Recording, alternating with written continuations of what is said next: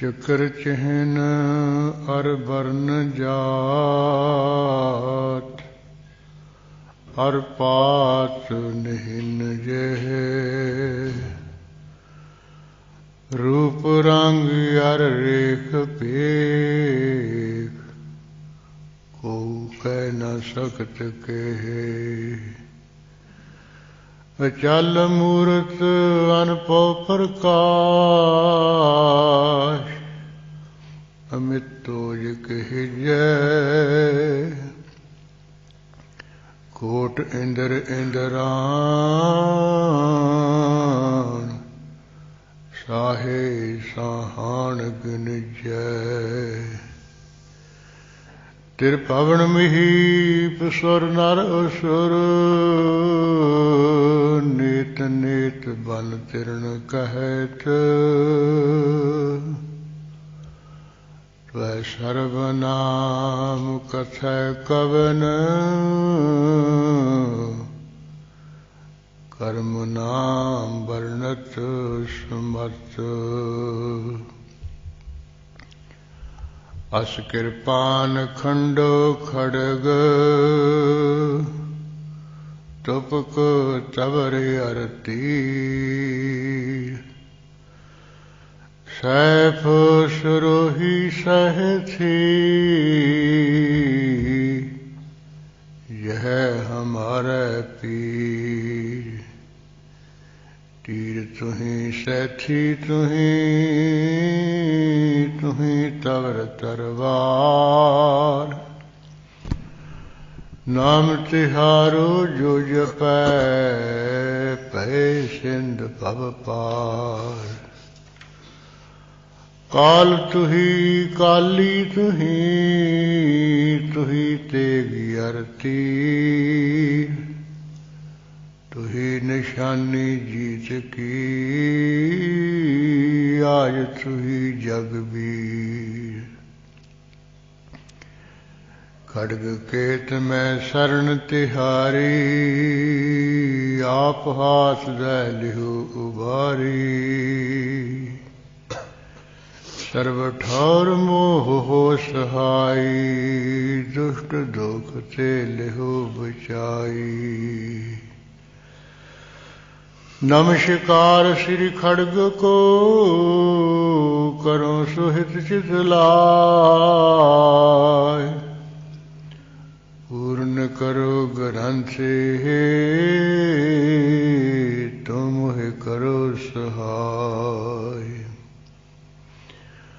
मुकुचरै शास्त्र खट, पिंग गिरन चढ़ जाय। अंध लखै बदरो सुनै, जो काल कृपा कराय। कहाँ बुद्ध प्रभ तुष हमारी, वर न सकै महिमा जो तिहारी। हम न सकत कर सिफत तुम्हारी, आप लिहो तुम कथा सुधारी। हम न सकत कर सिफत तुम्हारी, आप लिहो तुम कथा सुधारी। वाहे गुरु साहिब जीओ, रूआल छंद त्वै प्रसाद। आद रूप अनाद मूरत,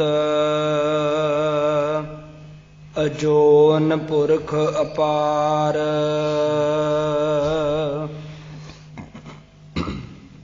सर्ब मान त्रिमान देव, अपेव आद उदार। सर्ब पालक सर्ब कालक, सर्ब को पुन काल। जतर ततर बिराजही, अवधु अवधूत रूप रसाद रूआल छंद त्व प्रसाद आद रूप अनाद मूरत।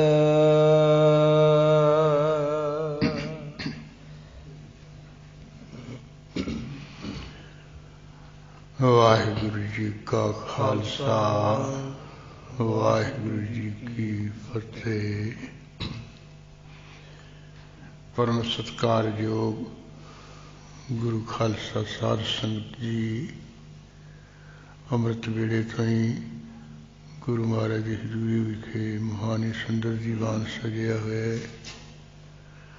प्रकाश सेवा के नाल ही ग्रंथी सहवान की रचना राही गुरु नानक साहब महाराज जी के मुखारबिंद तो उचारण की हुई जप बाणी का जाप पाठ होया है।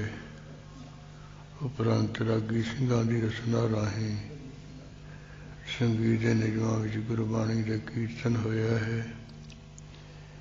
जिन्हें कमाई पाई गुरु महाराज दरबार में हाजरियां भरदे हुए संगत रूप जुड़ के कीर्तन सुन रहे सी। जिन्ना क समा किसी ने सुनिया उन्ना को लाहास लिया है, समय नूं सफल बनाया है। कीर्तन तो उपरंत गुरु गोबिंद सिंह साहब महाराज जी के मुखारबिंद तो जाप सिरलेख जो पवित्र बाणी उचारण हुई है, जिसनों गुरु गोबिंद सिंह साहब महाराज जी ने खंडे बाटे का अमृत तैयार करने समय गुरु नानक साहब जी की जप बाणी तो बाद 2 नंबर दूजी बाणी रूप दे विच पढ़िया है।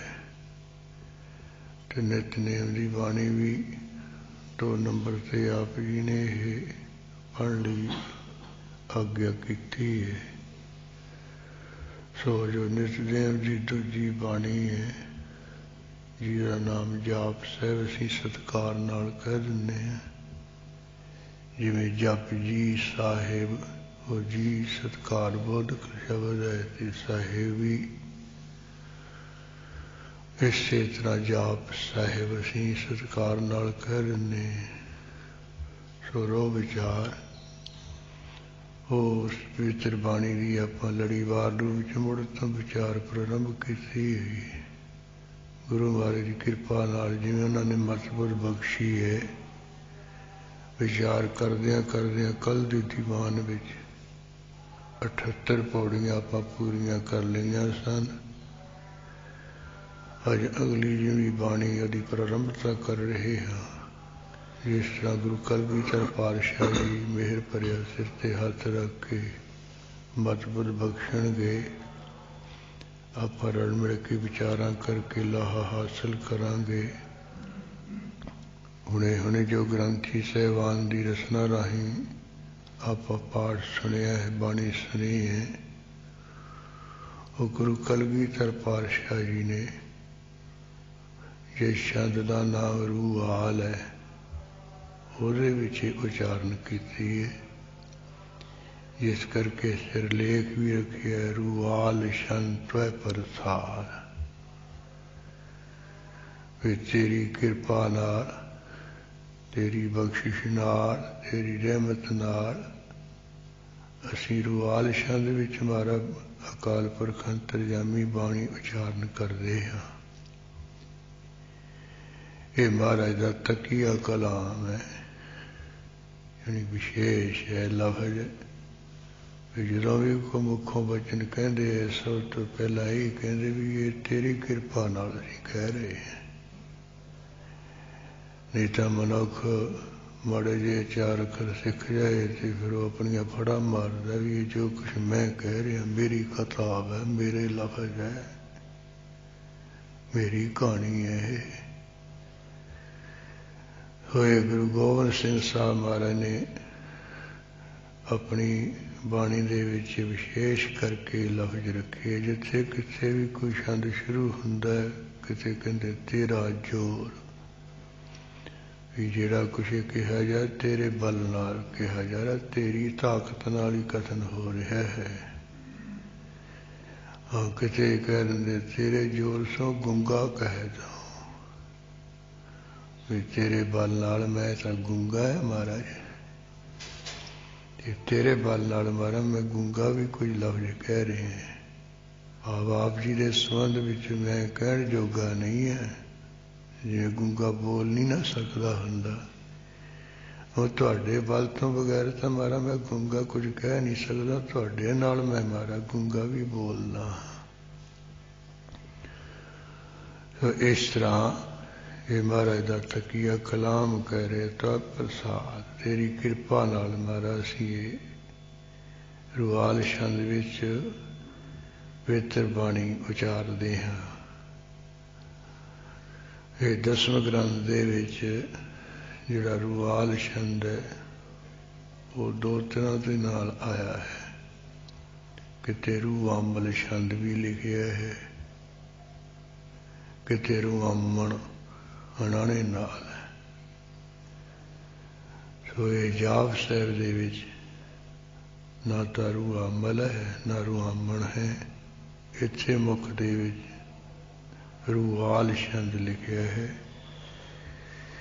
ਇਸ ਕਰਕੇ ਜਾਣੀ ਮੁੱਖ ਰੂਪ ਇਹ ਛੰਦ ਦਾ ਜਿਹੜਾ ਨਾਮ ਹੈ ਰੁਆਲ ਹੀ ਹੈ, ਦੂਜਾ ਇਹਦਾ ਥੋੜ੍ਹੇ ਜਿਹੇ ਭੇਦ ਕਰਕੇ ਰੂਆਮਲ ਵੀ ਹੈ, ਤੀਸਰਾ ਭੇਦ ਇਹਦਾ ਰੂਆਮਣ ਵੀ ਹੈ। ਹੁਣ ਜਿਹੜੇ ਕੋਈ ਇਹ ਛੰਦ ਦੀਆਂ ਮਾਤਰਾ ਹੈ ਜਾਂ ਵਰਣਕ ਛੰਦ ਹੈ, ਜਿਹੜੇ ਚਰਨ ਹਨ, ਉਹਦੇ ਵਿੱਚ ਕੋਈ ਫਰਕ ਨਹੀਂ ਹੈ। ਸੋ ਰੋ ਵਿਚਾਰ ਜਿਵੇਂ ਵੀ ਅਜੇ ਰੁਆਲ ਛੰਦ ਵਿੱਚ ਗੁਰੂ ਕਲਗੀਧਰ ਪਾਤਸ਼ਾਹ ਜੀ ਵਾਹਿਗੁਰੂ ਪਰਮੇਸ਼ਰ ਦੇ ਸਨਮੁਖ ਰੂਪ ਦੇ ਵਿੱਚ ਉਸਤਤੀ ਰੂਪ ਵਿੱਚ ਬਚਨ ਕਹਿ ਰਹੇ ਆ, ਉਹ ਸਾਰੇ ਆਪਾਂ ਮਨ ਲਾ ਕੇ ਸੁਣੀਏ ਜੀ। ਆਦ ਰੂਪ ਅਨਾਦ ਮੂਰਤ, ਇਹ ਅਕਾਲ ਪੁਰਖ ਵਾਹਿਗੁਰੂ ਪਰਮੇਸ਼ਰ ਤੂੰ ਸਾਰਿਆਂ ਦਾ ਆਦਿ ਕੀ ਹੈ, ਮੁੱਢ ਹੈ, ਤੂੰ ਆਦਿ ਰੂਪ ਹੈ, ਸਭ ਦਾ ਮੁੱਢ ਰੂਪ ਹੈ। ਇਹ ਸਾਰਿਆਂ ਦਾ ਮੁੱਢ ਪਰਮੇਸ਼ਰ ਹੀ ਹੈ, ਕਿਉਂਕਿ ਸਾਰੇ ਉਹ ਤੋਂ ਹੀ ਹੋਂਦ ਵਿੱਚ ਆਏ, ਉਹ ਤੋਂ ਹੀ ਪੈਦਾ ਹੋਏ ਹੈ। ਉਹਦੀ ਇੱਛਾ ਨਾਲ ਵੀ ਮੈਂ ਇੱਕ ਤੋਂ ਅਨੇਕ ਹੋਵਾਂ, ਏਕੋਂ ਬਹੁ ਸ਼ਿਆਮਾ, ਜਿਵੇਂ ਉਹ ਵੇਦ ਦੇ ਵਿੱਚ ਲਿਖਿਆ ਵੀ ਇੱਕ ਤੋਂ ਮੈਂ ਹੁਣ ਅਨੇਕ ਹੋ ਜਾਵਾਂ। ਐਸਾ ਜਿਹੜਾ ਉਹਦਾ ਫਰਨਾ ਹੈ, ਬਸ ਇਹੀ ਸਾਰਿਆਂ ਦੀ ਆਦ ਹੈ, ਸਾਰਿਆਂ ਦਾ ਮੁੱਢ ਹੈ। ਹਰਨ ਭਰਨ ਜਾ ਕਾ ਨੇਤਰ ਫੁਰ ਵੀ ਲਿਖਿਆ ਵੀ ਸੰਸਾਰ ਨੂੰ ਪੈਦਾ ਕਰ ਲੈਣਾ, ਨਾਸ ਕਰਨਾ ਇੱਕ ਉਹਦੇ ਪੂਰੇ ਮਾਤਰ ਦਾ ਕੰਮ ਹੈ, ਫੁਰਨੇ ਮਾਤਰ ਦਾ ਹੀ ਹੈ। ਹੋਏ ਪਰਮੇਸ਼ਰ ਆਦਿ ਰੂਪ, ਤੂੰ ਸਾਰਿਆਂ ਜੀਵਾਂ ਦਾ ਮੁੱਢ ਰੂਪ ਹੈ, ਸਾਰੇ ਤੈਥੋਂ ਹੀ ਹੋਂਦ ਵਿੱਚ ਆਏ ਨੇ, ਤੇ ਆਪ ਤੋਂ ਮਾਰਾ ਅਨਾਦ ਮੂਰਤ ਹੈ, ਅਨਾਦੀ ਸਰੂਪ ਹੈ। ਆਪ ਜੀ ਦੀ ਕੋਈ ਆਦ ਨਹੀਂ ਹੈ, ਆਪ ਜੀ ਦਾ ਕੋਈ ਮੁੱਢ ਨਹੀਂ ਹੈ ਵੀ ਜਦੋਂ ਆਪ ਜੀ ਆਏ ਹੋਵੋ ਸਾਡੀ ਆਦ ਹੈਗੀ ਹੈ।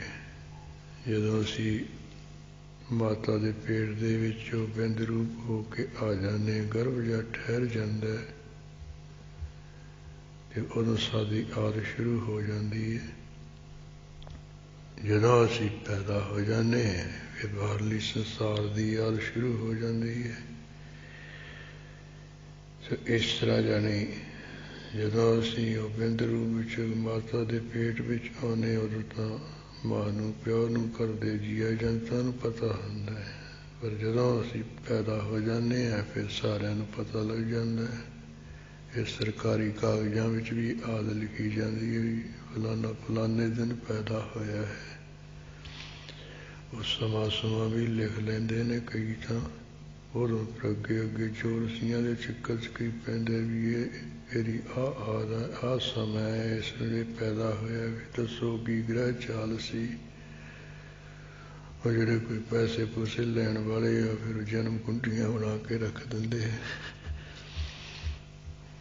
ਇਹ ਵੀ ਤੇਰੇ ਆਦ ਵਿੱਚ ਜਨਮ ਸਮੇਂ ਆ ਕਰ ਇੱਥੇ ਇੱਥੇ ਸੀ। ਇਹਨਾਂ ਦਾ ਜਿਹੜਾ ਫਲਾਦੇਸ਼ ਹੈ ਤੇਰੇ ਤਾਂ ਇਹ ਹੋਏਗਾ।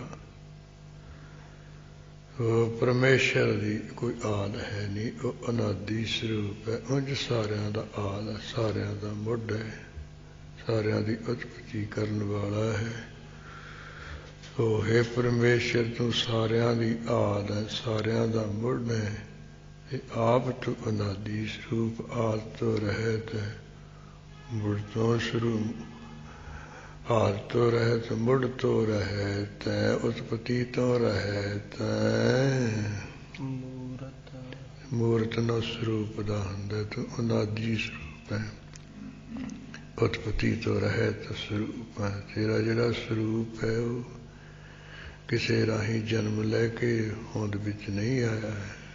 ਸਾਡਾ ਜਿਹੜਾ ਸਰੂਪ ਹੈ ਮਾਤਾ ਪਿਤਾ ਦੇ ਰਾਹੀਂ 9 ਮਹੀਨੇ ਪੇਟ ਵਿੱਚ ਰਹਿ ਕੇ ਫਿਰ ਹੋਂਦ ਵਿੱਚ ਆਇਆ। ਅਸੀਂ ਪੈਦਾ ਹੋਏ ਹਾਂ। ਜੈਸੇ ਮਾਤ ਪਿਤਾ ਬਿਨ ਬਾਲ ਨਾ ਹੋਈ, ਉਹ ਸਾਡੀ ਮਾਂ ਤੋਂ ਬਿਨਾਂ ਬੱਚਾ ਨਹੀਂ ਹੁੰਦਾ, ਉਹ ਸਾਡੀ ਹੋਂਦ ਨਹੀਂ ਹੈ। ਇਥੋਂ ਅਨਾਦਿ ਸਰੂਪ, ਉਤਪਤੀ ਤੋਂ ਰਹਿਤ ਸਰੂਪ ਵਾਲਾ, ਨਾ ਤਸ ਬਾਪ ਨਾ ਮਾਏ ਕਿੰਤੂ ਜਾਇਆ, ਜਿਵੇਂ ਬਾਣੀ ਵਿੱਚ ਹੈ ਵੀ ਕਿਹਨੇ ਤੂੰ ਪੈਦਾ ਕੀਤਾ ਹੈ। ਨਾ ਤੇਰਾ ਮਾਂ ਹੈ, ਨਾ ਕਿਉਂ ਪਿਓ ਹੈ, ਤੂੰ ਤਾਂ ਆਪਣਾ ਆਪ, ਆਪਣਾ ਆਪਾ ਰੂਪ ਹੈ, ਆਪਣੇ ਆਪ ਤੋਂ ਹੀ ਹੋਇਆ। ਇਸੇ ਕਰਕੇ ਗੁਰੂ ਨਾਨਕ ਸਾਹਿਬ ਜੀ ਨੇ ਉਹਦਾ ਨਾਮ ਵਾਹ ਰੱਖਿਆ ਵੀ ਅਚਰਜ ਸਰੂਪ ਹੈ ਪਰਮੇਸ਼ਰ। ਉਹਦੇ ਸਹਿੰਦਿਆਂ ਕਹਿਣ ਕੇ ਕਥਨ ਕਰਦਿਆਂ ਅਸੀਂ ਵਾਹ ਵਾਹ ਕਹਿਣ ਲੱਗ ਪਏ ਨੇ। ਸੋ ਹਮਾਰਾ ਆਪ ਅਨਾਦਿ ਸਰੂਪ, ਆਦਿ ਤੋਂ ਰਹਿਤ ਸਰੂਪ ਵਾਲੇ ਹੋ। ਅਜੋਨ ਪੁਰਖ ਅਪਾਰ, ਅਸੀਂ ਜੋਨੀਆਂ ਦੁਆਰਾ ਆਉਣੇ ਹਾਂ। ਮਾਤਾ ਦੇ ਜੋਨ ਦੁਆਰਾ ਅਸੀਂ ਪੈਦਾ ਹੁੰਦੇ। ਤੂੰ ਹਮਾਰਾ ਅਜੋਨ ਮੂਰਤ, ਅਜੋਨੀ ਪੁਰਖ ਹੈ, ਅਜੋਨੀ ਸਰੂਪ ਹੈ। ਉਹ ਇਸ ਤਰ੍ਹਾਂ ਜੋਨ ਦੁਆਰਾ ਪੈਦਾ ਨਹੀਂ ਹੁੰਦਾ ਹੈ। ਜੋਨ ਪੁਰਖ ਤੇ ਪੁਰਖ, ਪੁਰਖ ਪਰਿਪੂਰਨ ਹੈ, ਅਪਾਰ ਪਾਰਾਵਾਰ ਤੋਂ ਰਹਿਤ ਹੈ, ਪ੍ਰਕਿਰਤੀ ਤੋਂ ਪਾਰ ਹੈ। ਸਰਬ ਮਾਨ ਤ੍ਰਿਮਾਨ ਦੇ, ਫਿਰ ਸਾਰਿਆਂ ਨੂੰ ਤੂੰ ਮਾਣ ਸਤਿਕਾਰ ਬਖਸ਼ਣ ਵਾਲਾ ਹੈ। ਤੇ ਤ੍ਰਿਮਾਨ ਦੇਵ, ਜਿਹੜੇ 3 ਦੇਵਤੇ ਉਹ ਤੈਨੂੰ ਮੰਨਦੇ, ਤੈਨੂੰ ਸਤਿਕਾਰ ਦਿੰਦੇ। ਜਿੱਥੇ ਤੂੰ ਸਾਰਿਆਂ ਨੂੰ ਮਾਣ ਸਤਿਕਾਰ ਬਖਸ਼ਿਆ ਤੇ ਸਾਰਿਆਂ ਦੇ ਮੰਨਣ ਯੋਗ ਹੈ, ਉੱਥੇ ਜਿਨ੍ਹਾਂ 3 ਦੇਵਤਿਆਂ ਨੂੰ, ਕੋਈ ਸ਼ਿਵ ਜੀ ਨੂੰ ਮੰਨੀ ਜਾਂਦਾ ਹੈ, ਕੋਈ ਬ੍ਰਹਮਾ ਨੂੰ ਪੂਜੀ ਜਾਂਦਾ ਹੈ, ਕੋਈ ਭਗਵਾਨ ਵਿਸ਼ਨੂੰ ਵਿਕੁੰਠ ਵਾਸੀ ਕਹਿ ਕੇ ਮੰਨੀ ਪੂਜੀ ਜਾਂਦਾ ਹੈ। ਪਰ ਆ ਹਮਾਰਾ ਪਰਮੇਸ਼ਰ 3 ਦੇਵਤਿਆਂ ਦੇ ਮਾਨ ਕੀ ਮੰਨਣ ਯੋਗ ਹੈ। 3 ਦੇਵਤੇ ਤੈਨੂੰ ਮੰਨਦੇ ਹੈ, ਤੇਰਾ ਹੀ ਜਾਪ ਜਪਦੇ। ਤਿਰਮਾਨ ਦੇਵ, ਹੋਰ ਜਿਹੜੀਆਂ ਦੇਵਤਿਆਂ ਦੀਆਂ ਸ਼ਕਤੀਆਂ ਉਮਾ ਰਮਾ ਸਵਿਤਰੀ ਆਦਿਕ, ਇਹ ਸਭ ਤੈਨੂੰ ਹੀ ਮੰਨਦੇ, ਤੈਨੂੰ ਸਤਿਕਾਰ ਦਿੰਦੇ ਹਨ।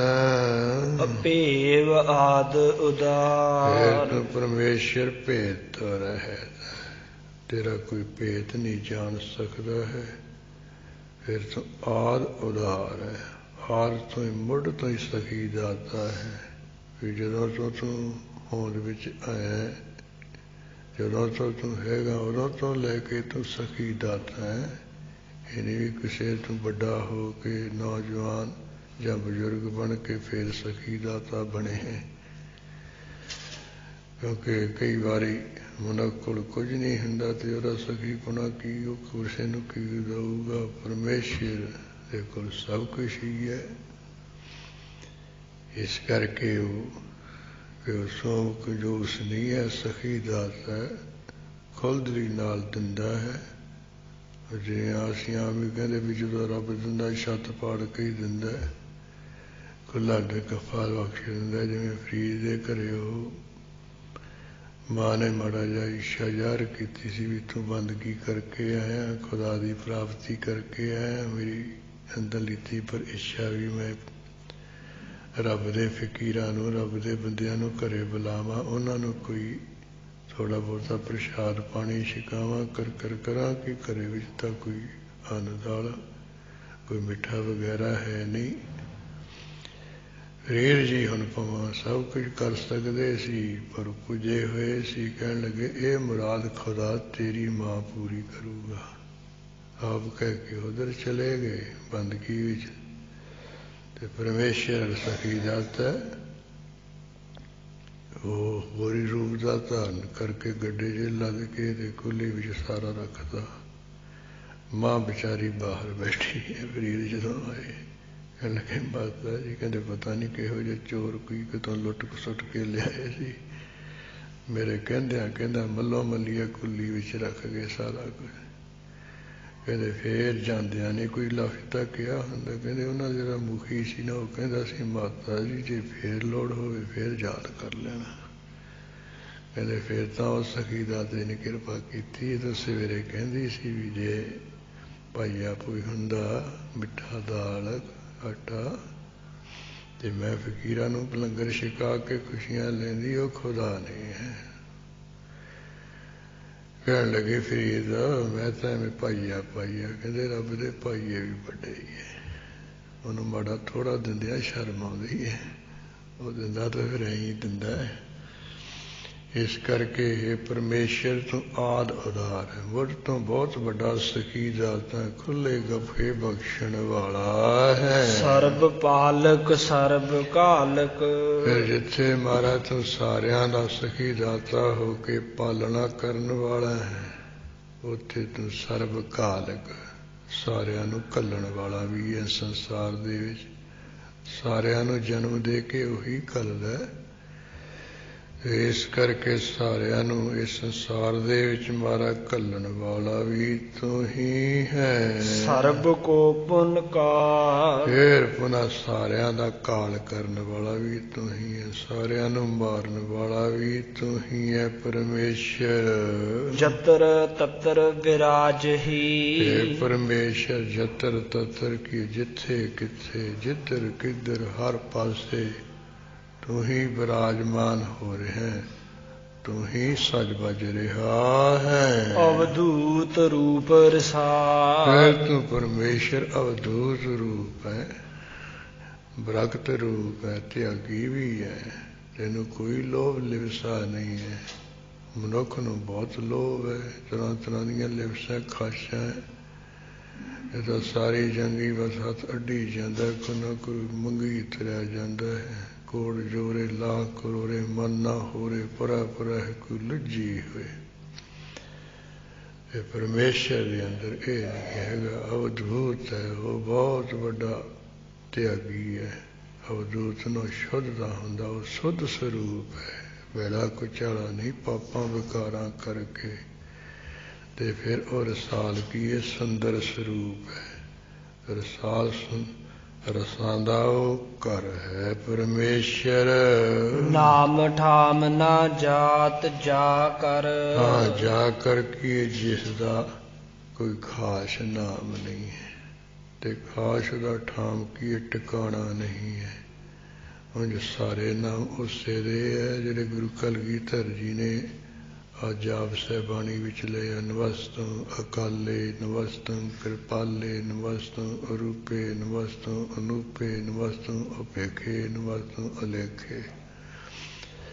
ਸਾਰੇ ਉਹਦੇ ਨਾਂ ਲਏ, ਪਰ ਫਿਰ ਵੀ ਇਹ ਤੇਰਾ ਵੀ ਆਹ ਖਾਸ ਨਾਮ ਹੈ। ਅਵੇ ਗੁਰੂ ਨਾਨਕ ਸਾਹਿਬ ਜੀ ਨੇ ਜਾਂ ਬਾਣੀ ਵਿੱਚ ਕਿਹਾ ਸਤਿਨਾਮ ਤੇਰਾ ਭਰਾਪੂਰ ਭਲਾ। ਇਹ ਜਿਹੜਾ ਤੇਰਾ ਸਤਿਨਾਮ ਹੈ ਇਹ ਸਭ ਤੋਂ ਪਹਿਲਿਆਂ ਤੋਂ ਪਹਿਲਾਂ, ਜਿੰਨੇ ਬਾਕੀ ਨਾਮ ਹੈ ਉਹ ਬਾਅਦ ਵਿੱਚ ਹੈ।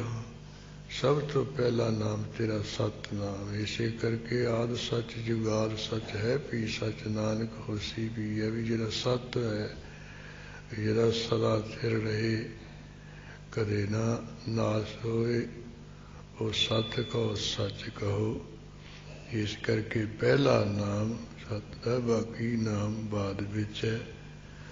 ਉਹ ਐਰਨਵਤ ਅਚਲ ਹੋਣ ਕਰਕੇ ਵਿਦਵਾਨਾਂ ਦੇ ਨਾਂ ਉਹਦਾ ਨਾਂ ਫਿਰ ਕੋਟਸ ਕਲਪ ਲਿਆ ਹੈ। ਇਸੇ ਤਰ੍ਹਾਂ ਉਹ ਚੱਕਰ ਨਹੀਂ ਘਟਦਾ ਹੈ, ਉਹ ਗਿੜਦਾ ਨਹੀਂ ਹੈ, ਇਸ ਕਰਕੇ ਉਹਦਾ ਨਾਂ ਅਚੁੱਤ ਰੱਖ ਲਿਆ ਹੈ।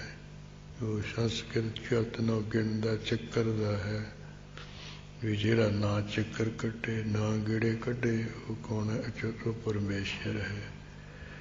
ਔਰ ਸਾਰਿਆਂ ਨੂੰ ਅੰਦਰ ਬੈਠਾ ਦੇਖ ਰਿਹਾ ਹੈ, ਇਸ ਕਰਕੇ ਉਹਦਾ ਨਾਂ ਉਹਨਾਂ ਨੇ ਦ੍ਰਿਸ਼ਟਾ ਰੱਖ ਲਿਆ। ਸਾਰਿਆਂ ਦਾ ਪ੍ਰਕਾਸ਼ਕ ਹੋਣ ਕਰਕੇ ਉਹਨਾਂ ਵਿਦਵਾਨਾਂ ਦੇ ਨਾਂ ਉਹਦਾ ਸਾਖੀ ਰੱਖ ਲਿਆ ਹੈ।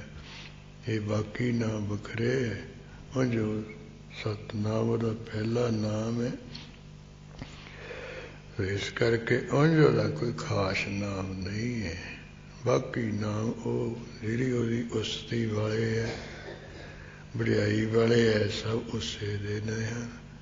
ਉਹ ਨਾਮ ਠਾਮਨਾ ਜਾਤ ਜਾਕਰ, ਜਿਸ ਦਾ ਕੋਈ ਖਾਸ ਨਾਮ ਨਹੀਂ ਹੈ ਤੇ ਖਾਸ ਥਾਂ ਟਿਕਾਣਾ ਨਹੀਂ। ਉਂਝ ਸਾਧ ਸੰਗਤ ਸੱਚਖੰਡ ਹੈ, ਸਤਿਗੁਰ ਪੁਰਖ ਵਸੈ ਨਿਰੰਕਾਰਾ। ਕਹੋ ਕਬੀਰ ਇੱਕ ਹੀ ਹੈ ਕਾਹੇ, ਸਾਧ ਸੰਗਤ ਵੈਕੁੰਠ ਹੈ ਆਹੇ। ਉਂਝ ਸਾਰੇ ਠਾਣੇ ਟਿਕਾਣੇ ਇਹ ਨਹੀਂ ਅਸੀਂ ਕਹਿੰਦੇ ਵੀ ਰੱਬ ਦਾ ਟਿਕਾਣਾ ਆਹ ਹੈ, ਰੱਬ ਇੱਥੇ ਹੀ ਰਹਿੰਦਾ, ਬਾਕੀ ਥਾਵਾਂ ਵਿੱਚ ਨਹੀਂ। ਸਾਡੇ ਹੈਗੇ, ਅਸੀਂ ਕਹਿੰਦੇ ਸਾਡਾ ਟਿਕਾਣਾ ਉਹ ਹੈ, ਸਾਡਾ ਉਹ ਘਰ ਹੈ, ਉਹ ਪੱਕਾ ਹੈ, ਉਹ ਪੱਕੀ ਰਿਹਾਇਸ਼ ਹੈ, ਉਹ ਕੋਠੀ ਹੈ ਸਾਡੀ। ਰੱਬ ਦੇ ਨਹੀਂ ਕਹਿ ਸਕਦੇ ਅਸੀਂ ਵੀ ਫਲਾਨੀ ਕੋਠੀ ਰੱਬ ਦੀ, ਉੱਥੇ ਰਹਿੰਦਾ ਖਾਸ। ਇਸ ਕਰਕੇ ਸਾਰੇ ਥਾਵਾਂ ਵਿੱਚ ਰਹਿਣ ਕਰਕੇ ਪਰਮੇਸ਼ਰ ਦੇ ਸੰਬੰਧ ਵਿੱਚ ਇਹ ਨਹੀਂ ਕਹਿ ਸਕਦੇ ਵੀ ਫਲਾਨਾ ਥਾਂ ਦਾ ਰਹਿਣ ਵਾਲਾ, ਕਿਉਂਕਿ ਉਹ ਤਾਂ ਜਲ ਥਲ ਮਹੀਲ ਪੂਰਿਆ ਸਾਮੀ ਸਿਰਜਣਹਾਰ। ਜਿਵੇਂ ਆਕਾਸ਼ ਹੈ, ਆਕਾਸ਼ ਦੇ ਸੰਬੰਧ ਵਿੱਚ ਅਸੀਂ ਬਿਆਨ ਕਰ ਸਕਦੇ ਵੀ ਆਕਾਸ਼ ਫਲਾਨੇ ਥਾਂ ਰਹਿੰਦਾ ਹੈ, ਫਲਾਨੇ ਥਾਂ ਆਕਾਸ਼ ਹੈ ਨਹੀਂ। ਉਹ ਜਿਵੇਂ ਆਕਾਸ਼ ਸਾਰੇ ਵਿਆਪਕ ਹੈ, ਇਸੇ ਤਰ੍ਹਾਂ ਪਰਮੇਸ਼ਰ ਸਾਰੇ ਵਿਆਪਕ ਹੈ। ਇਸ ਕਰਕੇ ਸਾਰੇ ਥਾਂ ਉਸੇ ਦੇ, ਉਹਦਾ ਖਾਸ ਟਿਕਾਣਾ ਨਹੀਂ, ਸਾਰੇ ਥਾਵਾਂ ਵਿੱਚ ਹੋਣ ਕਰਕੇ ਸਰਬ ਥਾਨ ਨਾਮ ਠਾਮ ਨਾ ਜਾਤ ਜਾ ਕਰ। ਜਾ ਕਰ ਕੀ, ਜਿਸ ਦਾ ਕੋਈ ਖਾਸ ਵਿਸ਼ੇਸ਼ ਨਾਮ ਨਹੀਂ ਹੈ, ਠਾਮ ਟਿਕਾਣਾ ਨਹੀਂ, ਸਥਾਨ ਨਹੀਂ ਹੈ, ਤੇ ਜਾਤ ਜਿਸ ਕਰਕੇ ਜਿਸ ਦਾ ਕੋਈ ਜਾਤ ਪਾਤ ਨਹੀਂ। ਜਾਕਰ ਜਾਤ ਦਾ ਅਰਥ ਵੀ ਜਾਣਿਆ ਨਹੀਂ ਜਾਂਦਾ, ਇਸ ਦਾ ਕੋਈ ਖਾਸ ਟਿਕਾਣਾ ਨਹੀਂ ਜਾਣਿਆ ਜਾਂਦਾ, ਖਾਸ ਕੋਈ ਨਾਮ ਨਹੀਂ ਜਾਣਿਆ ਜਾਂਦਾ ਹੈ। ਰੂਪ ਰੰਗ ਨਾ ਰੇਖ। ਫਿਰ ਜਿਵੇਂ ਰੂਪ ਹੁੰਦਾ, ਕਿਸੇ ਦਾ ਮਧਰਾ ਜਿਹਾ ਆਕਾਰ ਹੁੰਦਾ ਹੈ, ਕਿਸੇ ਦਾ ਲਮੁੱਚਾ ਜਿਹਾ ਆਕਾਰ ਹੁੰਦਾ, ਕੋਈ ਬੌਣੇ ਜਿਹੇ ਹੁੰਦੇ, ਇਸ ਤਰ੍ਹਾਂ ਜਿਹਦਾ ਕੋਈ ਰੂਪ ਨਹੀਂ, ਆਕਾਰ ਨਹੀਂ ਹੈ ਖਾਸ। ਤੇ ਰੰਗ ਜਿਵੇਂ ਪੀਲਾ, ਲਾਲ, ਕਾਲਾ, ਨੀਲਾ, ਡੱਬ ਖੜੱਬਾ, ਇਸ ਤਰ੍ਹਾਂ ਦਾ ਕੋਈ ਨਹੀਂ ਹੈ। ਹੋਰ ਜਿਵੇਂ ਕੋਈ ਰੇਖਾ ਹੁੰਦੀ ਹੈ ਕਈਆਂ ਦੇ ਹੱਥਾਂ ਪੈਰਾਂ ਵਿੱਚ, ਵੀ ਇਹਦੇ ਮੱਛ ਦੀ ਰੇਖਾ ਹੈ, ਇਹਦੇ ਕੱਛ ਦੀ ਰੇਖਾ ਹੈ, ਇਹਦੇ ਵੀ ਚੰਦਰ ਰੇਖਾ ਹੈ, ਇਹਦੇ ਮੰਗਲ ਰੇਖਾ ਹੈ, ਭਾਗ ਰੇਖਾ ਇਹਦੀ, ਇਹ ਬੁੱਧ ਰੇਖਾ ਹੈ, ਇਹ ਆਜੂ ਰੇਖਾ ਹੈ, ਇਹ ਅੰਤःਕਰਨ ਰੇਖਾ ਹੈ। ਜਿਹੜੇ ਕੋਈ ਜੋਸ਼ੀ ਲੋਕ ਜੇ ਉਸਤਾਂ ਦੀਆਂ ਰੇਖਾ ਨੂੰ, ਲਕੀਰਾਂ ਜੀਆਂ ਨੂੰ ਦੇਖ ਕੇ ਉਹਦਾ ਫਲਾ ਦੱਸੀ ਜਾਂਦੇ ਵੀ ਆਹ ਭਾਗ ਰੇਖਾ ਤੇਰੀ ਬੜੀ ਵਧੀਆ ਹੈ ਬਈ, ਇਹ ਤਾਂ ਬਹੁਤ ਮਾਇਆ ਧਾਰੀ ਤੂੰ ਹੋਵੇਂਗਾ। ਇਸੇ ਤਰ੍ਹਾਂ ਕੋਈ ਜਿਹੜੇ ਚੱਕਰਵਰਤੀ ਵੀਰ ਰਾਜੇ ਹੁੰਦੇ ਆ ਜਾਂ ਅਵਤਾਰ ਹੁੰਦੇ, ਉਹਨਾਂ ਦੇ ਚਰਨਾਂ ਵਿੱਚ ਵੀ ਉਹ ਕਵਲ ਰੇਖਾ ਹੁੰਦੀ ਹੈ। ਜਿਵੇਂ ਗੁਰੂ ਅਮਰਦਾਸ ਮਹਾਰਾਜ ਦੇ ਚਰਨਾਂ ਦੇ ਵਿੱਚ ਉਹ ਦੁਰਗਾਦਾਸ ਪੰਡਤ ਨੇ ਇੱਕ ਪਦਮ ਦੀ ਰੇਖਾ ਦੇਖ ਕੇ ਮੱਥੇ ਟੇਕ ਰਿਹਾ ਸੀ ਵੀ ਇਹ ਤਾਂ ਬਹੁਤ ਮਹਾਨ ਤੋਂ ਮਹਾਨ ਹੈ। ਤੇ ਮਹਾਰਾਜ ਬਰਾਜੇ ਹੋਏ ਸੀ, ਜਦੋਂ ਉੱਠੇ ਤੇ ਕਹਿੰਦੇ ਵੀ ਕੀ ਦੇਖਦਾ? ਕਹਿੰਦਾ ਮਹਾਰਾਜ ਤੇਰੇ ਚਰਨਾਂ ਦੀ ਰੇਖਾ ਦੇਖਦਾ ਹਾਂ। ਇਹ ਰੇਖਾ ਆਮ ਮਨੁੱਖ ਦੇ ਚਰਨ ਵਿੱਚ ਨਹੀਂ ਹੁੰਦੀ, ਇਹ ਤਾਂ ਦੁਨੀਆ ਦਾ ਜਿਹੜਾ ਚੱਕਰਵਰਤੀ ਪਾਤਸ਼ਾਹ ਹੋਵੇ ਜਾਂ ਬਹੁਤ ਕੋਈ ਸਤਿਕਾਰਯੋਗ ਹੋਵੇ, ਅਵਤਾਰ ਹੋਵੇ, ਉਹਦੇ ਚਰਨ ਵਿੱਚ ਹੁੰਦੀ ਇਹ ਰੇਖਾ। ਇਹ ਦੂਜੇ ਪਾਸੇ ਮਹਾਰਾਜ ਮੈਂ ਤੁਹਾਡੇ ਸਰੀਰ ਦੀ ਹਾਲਤ ਦੇਖ ਕੇ ਦੇਖ ਰਿਹਾ ਵੀ ਇਹ ਰੇਖਾ ਐਸੀ ਮਹਾਨ ਹੈ, ਤੇ ਇਹਦਾ ਫਲ ਤੁਹਾਨੂੰ ਮਿਲਿਆ ਨਹੀਂ। ਇਹ ਧਰਤੀ ਤੇ ਲੇਟੇ ਪਏ ਹੋ, ਤੁਸੀਂ ਤਾਂ ਚੱਕਰਵਰਤੀ ਪਾਤਸ਼ਾਹ ਹੋਣੇ ਚਾਹੀਦੇ, ਤੁਹਾਡੇ ਇਰਦ ਗਿਰਦ ਤਾਂ ਬੇਅੰਤ ਸੰਗਤਾਂ ਹੋਣੀਆਂ ਚਾਹੀਦੀਆਂ ਸੀ, ਹੁਣ ਤੁਸੀਂ ਇਕੱਲੇ ਹੋ। ਇਹ ਮਹਾਰਾਜ ਜਿਹੜੀ ਰੇਖਾ ਹੈ ਨਾ, ਇਹ ਕਿਸੇ ਸਮੇਂ ਤੁਹਾਨੂੰ ਫਲ ਦੇਊਗੀ, ਇਹ ਆਮ ਨਹੀਂ ਹੁੰਦੀ ਹੈ। ਉਹ ਜਦੋਂ ਫਿਰ ਗੁਰੂ ਅਮਰਦਾਸ ਮਹਾਰਾਜ 12 ਸਾਲ ਲੰਗਰ ਸਾਹਿਬ ਜੀ ਦੀ ਸੇਵਾ ਕਰਕੇ 12 ਬਖਸ਼ਿਸ਼ ਵਰ ਪ੍ਰਾਪਤ ਕਰਕੇ ਵੀ ਆਪ ਨਿਮਾਣੇ ਦੇ ਮਾਣ ਹੋਵੇ, ਨਿਤਾਣਿਆਂ ਦੇ ਤਾਣ ਹੋਵੋਗੇ, ਨਿਤਰਿਆਂ ਦੇ ਧਿਰ ਹੋਵੋਗੇ, ਨਿਆਸਰਿਆਂ ਦੇ ਆਸਰੇ ਹੋ, ਜਗਤ ਗੁਰੂ ਪ੍ਰਸਿੱਧ ਹੋਵੇ। ਫਿਰ ਅਕਬਰ ਪਾਤਸ਼ਾਹ ਜੀ ਦੇ ਦਰਸ਼ਨ ਕਰਨ ਲਈ ਆਇਆ ਤੇ ਨਾਲ ਬੇਨਤੀ ਵੀ ਕੀਤੀ, ਮਹਾਰਾਜ ਹਿੰਦੂਆਂ ਦੇ ਧਰਮ ਸਥਾਨ ਇੱਥੇ ਬੜਾ ਭਾਰੀ ਮਹਾਰਾਜ ਭ੍ਰਿਸ਼ਟਪੁਣਾ ਫੈਲਿਆ, ਬਹੁਤ ਕ੍ਰੀਤੀਆਂ ਹੋ ਰਹੀਆਂ, ਤੁਸੀਂ ਮਹਾਰਾਜ ਤੀਰਥ ਯਾਤਰਾ ਦਾ ਬਹਾਨਾ ਜਿਹਾ ਬਣਾ ਕੇ ਉੱਥੇ ਜਾਓ, ਸਧਾਰਨ ਲੋਕਾਂ ਨੂੰ ਸਿੱਧੇ ਰਸਤੇ ਪਾਓ। ਫਿਰ ਜਦੋਂ ਮਹਾਰਾਜ ਉਹ ਤੀਰਥ ਯਾਤਰਾ ਕਰਨ ਗਏ, ਥਾਂ ਥਾਂ ਤੇ ਉਹ ਨਾਮ ਬਾਣੀ ਦਾ ਪ੍ਰਚਾਰ ਕੀਤਾ, ਤੇ ਫਿਰ ਜਦੋਂ ਵਾਪਸ ਪਰਤੇ ਸੀ, ਫਿਰ ਇਸੇ ਦੁਰਗਾਦਾਸ ਦੇ ਪਿੰਡ ਉਹ ਭੈਰੋਵਾਲ ਆਏ ਬਾਹਰ। ਜਦੋਂ ਬਾਜੇ ਗਾਜੇ ਵੱਜ ਰਹੇ, ਇਹਨੇ ਪੁੱਛ ਪੜਤਾਲ ਜੀ ਕੀਤੀ ਵੀ ਕੌਣ ਬਾਹਰ ਆਏ? ਕਹਿੰਦੇ ਵੀ ਗੁਰੂ ਨਾਨਕ ਸਾਹਿਬ ਜੀ ਤੀਸਰੀ ਗੱਦੀ ਤੇ ਬੈਠਣ ਵਾਲੇ ਗੁਰੂ ਅਮਰਦਾਸ ਸਾਹਿਬ ਜੀ ਹੈ, ਉਹਨਾਂ ਨਾਲ ਬੜੀਆਂ ਸਿੱਖ ਸੰਗਤਾਂ ਉਹ ਤੀਰਥ ਯਾਤਰਾ ਕਰਦੇ ਕਰਾਏ ਹੁਣ ਵਾਪਸ ਪਰਤ ਰਹੇ, ਸਭ ਤਰ੍ਹਾਂ ਦੇ ਸਾਧੂ ਭੇਖਾਂ ਦੇ ਉਹਨਾਂ ਦੇ ਨਾਲ ਹੈ।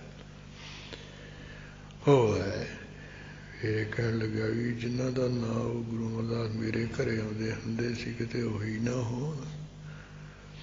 ਤੇ ਘਰੋਂ ਚੱਲਿਆ, ਦੂਰੋਂ ਦੇਖ ਦੇਖ ਕੇ ਤੇ ਮਹਾਂਦਰਾ ਜਿਹਾ ਪਛਾਣਦਾ, ਕਹਿੰਦਾ ਲੱਗਦੀ ਤਾਂ ਉਹੀ ਹੈ ਮਦਰੇ ਜੀ ਅਸੀਂ ਜੀ ਵਾਲੇ।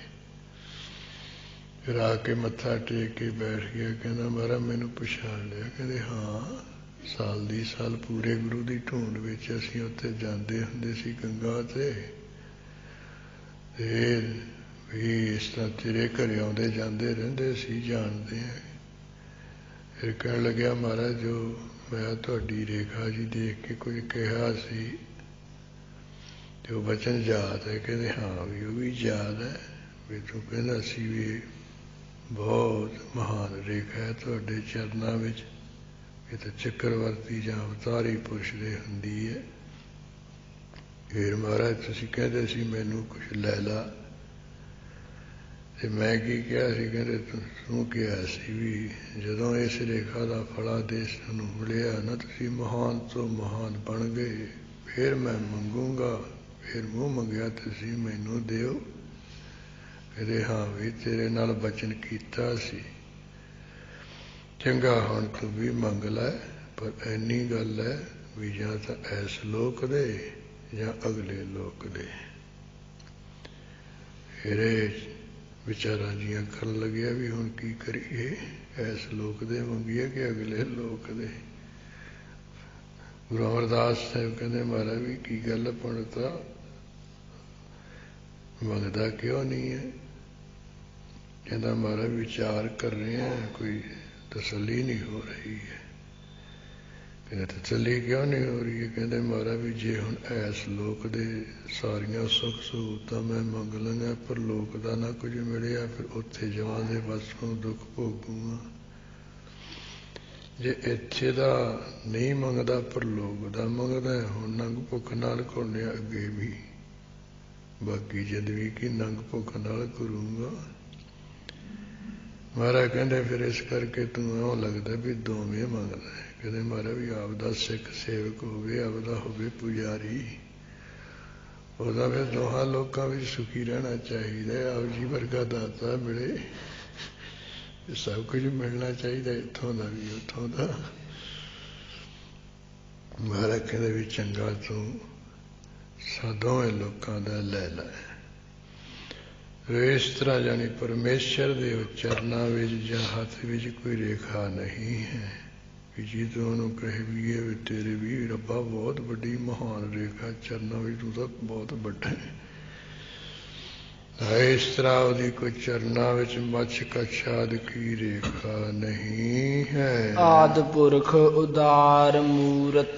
ਫਿਰ ਤਾਂ ਆਦਿ ਪੁਰਖ ਹੈ, ਮੁੱਢਲਾ ਪੁਰਖ ਹੈ, ਪਰਿਪੂਰਨ ਹੈ ਤੇ ਉਦਾਰ ਮੂਰਤ ਸਖੀ ਦਾਤਾ ਸਰੂਪ ਹੈ। ਪਰਮੇਸ਼ਰ ਉਦਾਰਨੋਂ ਸ੍ਰੇਸ਼ਟ ਦਾ ਉਹ ਸ੍ਰੇਸ਼ਟ ਸਰੂਪ ਹੈ ਵਾਹਿਗੁਰੂ। ਅਜੋਨ ਆਦ ਅਸੇਖ। ਫਿਰ ਅਜੋਨ ਆਦ ਅਸੇਖ ਝੋਨੀਆਂ ਤੋਂ ਰਹਿਤ ਹੈ, ਸਭ ਦਾ ਆਦ ਹੈ, ਮੁੱਢ ਹੈ। ਅਸੇਖ ਇਸੇ ਤਰ੍ਹਾਂ ਉਹ ਅਸੇਖ ਨੂੰ ਸਾਰਿਆਂ ਦਾ ਹੁੰਦਾ, ਸਾਰਿਆਂ ਦੀ ਆਦ ਹੈ, ਸਾਰਿਆਂ ਦਾ ਮੁੱਢ ਹੈ। ਅਸੇਖ ਨੂੰ ਪੂਰਨ ਦਾ ਹੁੰਦਾ, ਉਹ ਸਾਰੇ ਪਰਿਪੂਰਨ ਹੈ। ਸੇਖ ਨੂੰ ਉਹ ਸਾਕਾਂ ਰਿਸ਼ਤਿਆਂ ਦਾ ਹੁੰਦਾ, ਉਹ ਸਾਕਾਂ ਰਿਸ਼ਤਿਆਂ ਤੋਂ ਰਹਿਤ ਹੈ। ਸੋ ਇਸ ਤਰ੍ਹਾਂ ਹੈ ਪਰਮੇਸ਼ਰ ਤੋਂ ਸਾਰੇ ਪਰਿਪੂਰਨ ਹੈ, ਸਾਰਿਆਂ ਦੀ ਆਦ ਹੈ, ਸਾਰਿਆਂ ਰਿਸ਼ਤਿਆਂ ਸਾਕਾਂ ਤੋਂ ਤੂੰ ਰਹਿਤ ਵੀ ਹੈ। ਦੇਸ਼ ਔਰ ਨ ਭੇਸ ਜਾ ਕਰ। ਜਿਸ ਪਰਮੇਸ਼ਰ ਦਾ ਕਹਿੰਦੇ ਕੋਈ ਖਾਸ ਦੇਸ਼ ਨਹੀਂ, ਖਾਸ ਕੋਈ ਥਾਂ ਟਿਕਾਣਾ ਨਹੀਂ, ਔਰ ਉਹਦਾ ਕੋਈ ਖਾਸ ਭੇਸ ਨਹੀਂ ਹੈ ਵੀ ਫਲਾਨਾ ਆਹ ਲਿਬਾਸ ਪਹਿਨਦਾ। ਜਿਵੇਂ ਨਿੰਗ ਸਿੰਘ ਨੀਲੇ ਕੱਪੜੇ ਪਹਿਨਦੇ ਆ, ਕੂਕੇ ਜੇ ਰੇਸ਼ਮੀ ਚਿੱਟੇ ਕੱਪੜੇ ਦੇ ਘੁੱਟਵਾਂ ਜਾਂ ਪਜਾਮਾ ਪਾਉਂਦੇ ਆ ਡੰਨਾ। ਇਸ ਤਰ੍ਹਾਂ ਕੋਈ ਲੰਮਾ ਚੌੜਾ ਪਾਉਂਦੇ ਆ, ਕੋਈ ਉਹ ਦੂਜਾ ਕਮੀਜ਼ ਜਿਹਾ ਪਾ ਲੈਂਦੇ ਵੀ। ਇਸ ਤਰ੍ਹਾਂ ਭੇਸ ਹੈ, ਲਿਬਾਸ ਸਾਡੋ ਅੱਡੀ ਵੀ ਪਰਮੇਸ਼ਰ ਜਿਸ ਦਾ ਕੋਈ ਖਾਸ ਭੇਸ ਨਹੀਂ, ਖਾਸ ਲਿਬਾਸ ਨਹੀਂ ਵੀ ਵਾਹ ਹੀ ਪਹਿਨ ਕੇ ਰਾਜੀ ਹੈ, ਜਿਸਦਾ ਕੋਈ ਖਾਸ ਭੇਸ ਨਹੀਂ, ਖਾਸ ਕੋਈ ਠਿਕਾਣਾ ਨਹੀਂ ਹੈ। ਰੂਪ ਰੇਖ ਨ ਰਾਗ। ਫਿਰ ਜਿਸਦਾ ਕੋਈ ਰੂਪ ਨਹੀਂ, ਆਕਾਰ ਨਹੀਂ ਖਾਸ, ਔਰ ਮੱਛ ਕਛ ਦੀ ਰੇਖਾ ਨਹੀਂ ਹੈ, ਨਾ ਉਹਦੇ ਅੰਦਰ ਰਾਗ ਦਵੈਸ਼ ਹੈ। ਸਾਡੇ ਅੰਦਰ ਈਰਖਾ ਦਵੈਸ਼ ਭਰੀ ਪਈ ਹੈ। ਇਹ ਜਿਹੜਾ ਕੋਈ ਮਿੱਤਰ ਉਹਦੇ ਨਾਲ ਸਾਡੀ ਨਿਗਾਹ ਹੋਰ ਹੈ, ਦੁਸ਼ਮਣ ਦੇ ਵੱਲੀ ਸਾਡੀ ਨਿਗਾਹ ਹੋਰ ਹੈ, ਉਹਦੇ ਅੰਦਰ ਕੋਈ ਐਸਾ ਰਾਗ ਦਵੈਸ਼ ਨਹੀਂ। ਰੂਪ ਰੇਖ ਨਾ ਰਾਗ। ਰਾਗ ਨੂੰ ਮੋਹ ਦਾ ਵੀ ਹੁੰਦਾ, ਜਿਸ ਦੇ ਅੰਦਰ ਕੋਈ ਮੋਹ ਨਹੀਂ ਹੈ ਕਿਸੇ ਦਾ, ਉਹ ਫਲਾਣੇ ਨਾਲ ਨਾ ਖਾਸ ਜਿਸ ਦਾ ਕੋਈ ਕਿਸੇ ਨਾਲ ਉਹਦਾ ਪ੍ਰੇਮ ਹੈ। ਉਂਝ ਸਾਰਿਆਂ ਦਾ ਪ੍ਰੇਮੀ ਪਿਆਰਾ ਹੈ, ਪ੍ਰੇਮ ਰੂਪ ਹੈ। ਉਂਝ ਨਾ ਮੋਹ ਹੈ ਕਿਸੇ ਨਾਲ ਉਹਦਾ, ਨਾ ਕਿਸੇ ਨਾਲ ਖਾਸ ਯਾਦ ਪ੍ਰੇਮ ਹੈ। ਜਤਰ ਤਤਰ ਦਿਸ਼ਾ ਵਿਸਾ।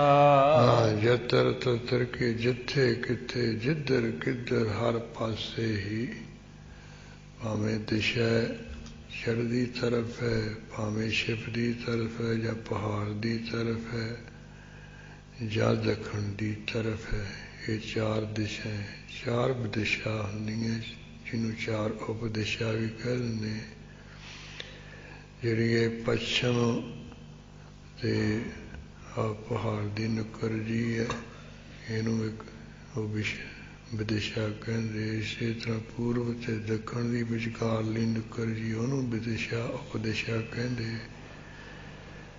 ਯਾਨੀ ਇਹ ਜਿਹੜੀਆਂ ਚਾਰੇ ਦਿਸ਼ਾ, ਚਾਰੇ ਤਰਫਾਂ, ਇਹਨਾਂ ਦੀਆਂ ਵਿਚਕਾਰਲੀਆਂ ਜਿਹੜੀਆਂ ਚਾਰ ਤਰਫ ਹੈ, ਚਾਰ ਨੁੱਕਰਾਂ, ਉਹਨਾਂ ਨੂੰ ਵਿਦਿਸ਼ਾ ਉਪਦਿਸ਼ਾ ਕਹਿੰਦੇ ਨੇ। ਉਹਨਾਂ ਦੇ ਨਾਂ ਵੀ ਕੀ ਵਿਦਵਾਨਾਂ ਨੇ ਕਲਪੇ। ਈਸ਼ਾਨ ਕੌਣ ਹੈ ਜੀ, ਇਹ ਨੈਰਤ ਕੌਣ ਹੈ, ਇਹ ਅਗਨੀ ਕੌਣ ਹੈ, ਇਹ ਵਾਇਵ ਕੌਣ ਹੈ। ਸੋ ਇਸ ਤਰ੍ਹਾਂ ਜਿਹੜੀਆਂ ਕੋਈ ਦਿਸ਼ਾ ਤੇ ਵਿਸ਼ਾ ਉਪਦਿਸ਼ਾ, ਉੱਪਰਲੇ ਆਕਾਸ਼ ਦੀ ਇੱਕ ਦਿਸ਼ਾ, ਹੇਠਲੀ ਧਰਤੀ ਦੀ ਪਤਾਲ ਬਲੀ, ਇਹ ਦਸੋ ਦਿਸ਼ਾ ਹੋ ਜਾਂਦੀ ਹੈ, ਦਸੇ ਤਰਫਾਂ ਹੋ ਜਾਂਦੀ ਵੀ। ਜਿੱਥੇ ਕਿੱਥੇ ਦਿਸ਼ਾ ਉਪਦਿਸ਼ਾ ਜਨ ਹਰ ਪਾਸੇ, ਦਸੋ ਦਿਸ਼ਾ ਵਿੱਚ ਹੀ ਹੋਏ ਫੈਲਿਓ ਅਨੁਰਾਗ। ਇਹ ਪਰਮੇਸ਼ਰ ਤੂੰ ਕਹਿੰਦੇ ਰਾਗ ਤੋਂ ਰਹਿਤ ਹੋ ਕੇ, ਮੋਹ ਤੋਂ ਰਹਿਤ ਹੋ ਕੇ ਹਰ ਪਾਸੇ ਫੈਲ ਰਿਹਾ ਹੈ। ਜੇ ਅੰਨ ਦਾ ਅਰਥ ਹੁੰਦਾ ਨਿਰੰਤਰ ਇੱਕ ਰਸ, ਸਾਰੇ ਪਾਸੇ ਤੁਮਾਰਾ ਰਾਗ ਕੀ ਪ੍ਰੇਮ ਰੂਪ ਹੋ ਕਰਕੇ ਫੈਲ ਰਿਹਾ ਹੈ। ਨਾਮ ਕਾਮ ਵਿਹੀਨ ਪੇਖਤ। ਫਿਰ ਪਰਮੇਸ਼ਰ ਤੂੰ ਨਾਮ ਤੋਂ ਬਗੈਰ ਹੈ ਤੇ ਕਾਮਨਾ ਤੋਂ ਬਿਨਾ ਹੈ। ਹਮੇਸ਼ਾ ਤੋਂ ਬਿਨਾਂ ਤੇ ਸਾਰਿਆਂ ਨੂੰ ਭੇਖਤ ਕੀਏ, ਭੇਖਦਾ ਦ੍ਰਿਸ਼ਟਾ ਰੂਪ ਹੋ ਕੇ। ਧਾਮ ਹੂੰ ਨਹਿ ਜਾਹਿ, ਜਿਸ ਪਰਮੇਸ਼ਰ ਦਾ ਕੋਈ ਖਾਸ ਧਾਮ ਕੀਏ, ਘਰ ਨਹੀਂ ਹੈ, ਟਿਕਾਣਾ ਨਹੀਂ ਹੈ। ਹੁਣ ਸਾਰੇ ਟਿਕਾਣੇ ਉਸੇ ਦੇ ਆ, ਸਰਬਵਿਆਪੀ ਹੋਣ ਕਰਕੇ। ਸਰਬ ਮਾਨ ਸਰਬਤਰ ਮਾਨ, ਇਉਂ ਸਾਧ ਸੰਗਤ ਵੀ ਉਸੇ ਦਾ ਕਰ, ਬੈਕੁੰਠ ਵੀ ਅਜਹੂ ਬਲਕਿ ਦਵਾਰ ਖੜੋ ਵੀ। ਇਹ ਸਾਰੇ ਉਸੇ ਦੇ ਟਿਕਾਣੇ, ਸਾਰੇ ਉਂਝ ਖਾਸ ਨਹੀਂ। ਸਰਬ ਮਾਨ, ਸਾਰਿਆਂ ਦੇ ਮੰਨਣ ਕਰਨ ਯੋਗ ਹੋ ਜੀ ਆਪ। ਇਸੇ ਤਰ੍ਹਾਂ ਸਰਵਤਰ ਮਾਨ, ਸਰਵਤਰ ਸਾਰੇ ਆਪ ਜੀ ਨੂੰ ਮੰਨਦੇ ਹੈ। 33 ਕਰੋੜ ਦੇਵਤੇ ਵੀ, ਦੈਂਤ ਰਾਖਸ਼ ਵੀ, ਬ੍ਰਹਮਾ ਵਿਸ਼ਨੂੰ ਸ਼ਿਵ ਜੀ, ਰਿਖੀ ਮੁਨੀ ਪੀਰ ਪਕੰਬਰ, ਸਾਰੇ ਆਪ ਜੀ ਨੂੰ ਮੰਨਦੇ ਪੂਜਦੇ ਹਨ। ਸदैव ਮਾਨਤ ਤਾਹਿ, ਹਾਂ ਮਹਾਰਾਜ ਕਹਿੰਦੇ ਉਸ ਪਰਮੇਸ਼ਰ ਦੇ ਤਾਂ ਹੀ, ਇਹ ਨਹੀਂ ਵੀ ਇਸ ਸਮੇਂ ਮੰਨਦੇ ਹੈ ਤੇ ਪਿਛਲੇ ਸਮੇਂ ਨਹੀਂ ਮੰਨਦੇ ਸੀ, ਆਉਣ ਵਾਲੇ ਸਮੇਂ ਨਹੀਂ ਮੰਨਣਗੇ। ਕਹਿੰਦੇ ਉਸਦੇ ਤਾਂ ਹੀ ਸदैव ਮਾਨਤ ਹੈ, ਹਮੇਸ਼ਾ ਹੀ ਮੰਨਦੇ ਹੈ। ਜਦੋਂ ਤੋਂ ਇਹ ਸੰਸਾਰ ਹੋਂਦ ਹਸਤੀ ਵਿੱਚ ਆਇਆ, ਉਦੋਂ ਤੋਂ ਲੈ ਕੇ ਪਰਮੇਸ਼ਰ ਦੀ ਪੂਜਾ ਹੋ ਗਈ, ਉਹਦਾ ਮੰਨਣਾ ਪੂਜਣਾ ਹੋ ਰਿਹਾ ਹੈ। ਜਦੋਂ ਸੰਸਾਰ ਦੀ ਸਮਾਪਤੀ ਹੋ ਜਾਊਗੀ, ਇਹਨੇ ਵੀ ਉਹਦੀ ਮੰਨਤਾ ਬੰਦ ਹੋ ਜਾਊਗੀ। ਉਹਦੀ ਪੂਜਾ ਫਿਰ ਵੀ ਉਵੇਂ ਕਾਇਮ ਹੈ। ਜਦੋਂ ਫਿਰ ਉਹਨੇ ਆਪਣੀ ਇੱਛਾ ਅਨੁਸਾਰ ਇਹ ਸੰਸਾਰ ਦੀ ਹੋਂਦ ਵਿੱਚ ਲਿਆਂਦਾ, ਫਿਰ ਉਹਦੀ ਉਸੇ ਤਰ੍ਹਾਂ ਪੂਜਾ ਸ਼ੁਰੂ ਹੋ ਜਾਣੀ ਹੈ। ਇਸ ਕਰਕੇ ਜਦੋਂ 36 ਯੁਗ ਵਰਤਿਓ ਗਵਾਰਾ, ਤਾੜੀ ਲਾਈ ਅਪਰ ਅਪਾਰਾ, ਧੁੰਦੂ ਕਾਰ ਨਿਰਾਲਾ ਬੈਠਾ, ਨਾ ਤਦ ਧੰਦ ਪਸਾਰਾ ਹੈ।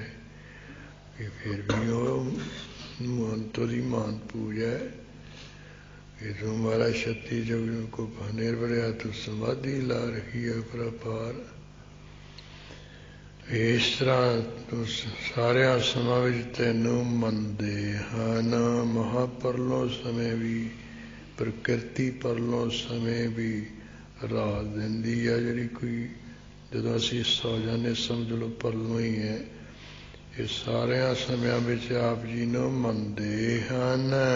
ਏਕ ਮੂਰਤ ਅਨੇਕ ਦਰਸ਼ਨ, ਫਿਰ ਤੂੰ ਇੱਕ ਸਰੂਪ ਵਾਲਾ ਹੈ, ਇੱਕ ਓਂਕਾਰ ਸਰੂਪ ਹੈ, ਇੱਕ ਅਦਵੈਤ ਸਰੂਪ ਵਾਲਾ ਹੈ।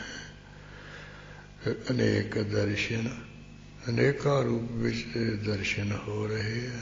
ਸਾਰੇ ਸਰੀਰਾਂ ਵਿੱਚ ਤੂੰ ਹੀ ਬੈਠਾ ਹੈ, ਇਸ ਕਰਕੇ ਅਨੇਕ ਦਰਸ਼ਨ। ਅਨੇਕਾਂ ਜਿਹੜੇ ਦਰਸ਼ਨ ਨੇ ਉਹ ਸ਼ਾਸਤਰ ਆਪ ਜੀ ਦਾ ਕਥਨ ਕਰ ਰਹੇ ਹਨ। ਏਕ ਰੂਪ, ਇੱਕ ਰੂਪ ਵਾਲਾ ਹੋ ਕੇ ਵੀ ਤੂੰ ਅਨੇਕਾਂ ਰੂਪ ਹੋ ਕੇ ਦਰਸ਼ਨ ਦੇ ਰਿਹਾ ਹੈ। ਕੀਨ ਰੂਪ ਅਨੇਕ, ਫਿਰ ਆਪ ਜੀ ਨੇ ਮਹਾਰਾਜ ਜੀ ਰੂਪ ਹੋ ਕੇ ਅਨੇਕਾਂ ਰੂਪ ਵੀ ਧਾਰਨ ਕੀਤੇ ਹੋਏ ਹਨ।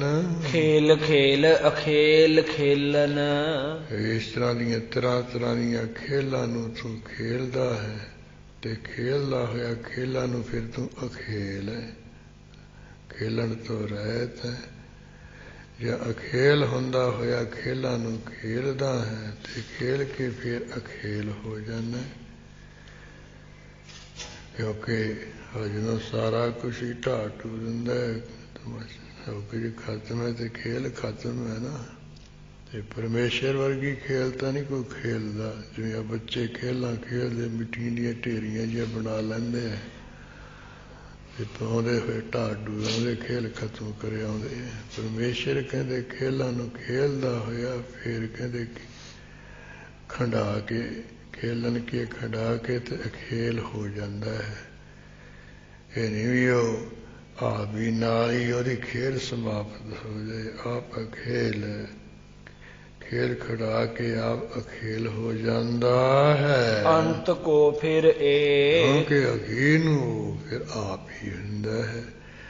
ਬਾਕੀ ਤਰ੍ਹਾਂ ਤਰ੍ਹਾਂ ਦੀਆਂ ਖੇਲਾਂ ਨੂੰ ਖਿਲਾਉਂਦਾ ਤੇ ਇਸੇ ਤਰ੍ਹਾਂ ਉਹ ਜਿਹੜੀ ਖੇਲਾਂ ਨੂੰ ਖੇਲਣ ਕੀ ਖੰਡਾ ਵੀ ਦਿੰਦਾ ਤੇ ਖੇਲ ਕੇ ਖਿਲਾ ਕੇ ਤੇ ਫਿਰ ਅਖੇਲ ਵੀ ਹੋ ਜਾਂਦਾ। ਆਪ ਖੇਲ ਤੋਂ ਰਹਿਤ ਹੋ ਜਾਂਦਾ ਹੈ। ਅਖੀਰ ਨੂੰ ਫਿਰ ਉਹ ਸਾਰੀਆਂ ਖੇਲਾਂ ਖੇਲ ਕੇ ਇੱਕ ਹੀ ਹੁੰਦਾ ਹੈ। ਦੇਵ ਭੇਵ ਨਾ ਜਾਣਹੀ, ਜਿਸ ਪਰਮੇਸ਼ਰ ਦਾ ਜਿਹੜੇ ਦੇਵ ਦੇਵਨੀ ਭੇਦ ਜਾਣਦੇ ਹਨ।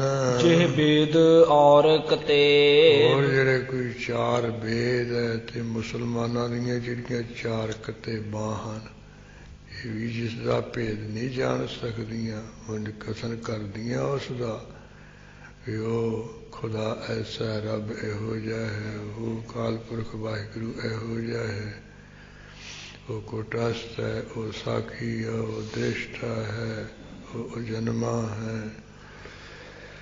ਸੋ 12 ਨਾਂ ਲੈ ਲੈ ਕੇ ਖਾਸ ਉਹਦਾ ਕਥਨ ਕਰਦੇ ਹੈ, ਉਂਝ ਸਾਰਾ ਨਹੀਂ ਉਹਦਾ ਕਥਨ ਕਰ ਸਕਦੇ, ਜਾਣ ਸਕਦੇ ਭੇਦ। ਨਾ ਜਿਹੜੀਆਂ ਅੰਜੀਲ ਹੈ, ਤੁਰੇਤ ਹੈ, ਜ਼ਬੂਰ ਹੈ, ਕੁਰਾਨ ਹੈ, ਚਾਰ ਕਿਤਾਬਾਂ ਦੇ ਨਾਂ ਹੈ।